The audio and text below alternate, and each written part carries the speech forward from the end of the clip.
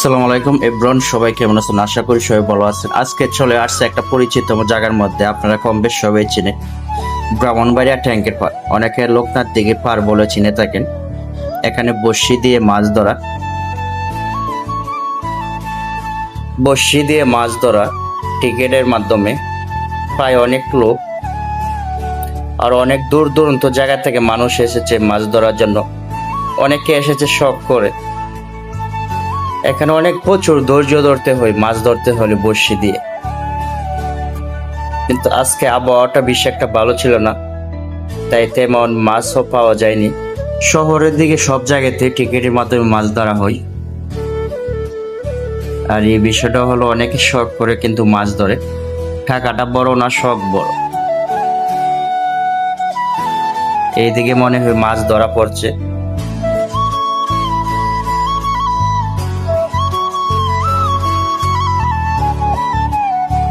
যাক, অনেকক্ষণ দাঁড়িয়ে থাকার পর বড়শিতে মাছ দেখা মিলল।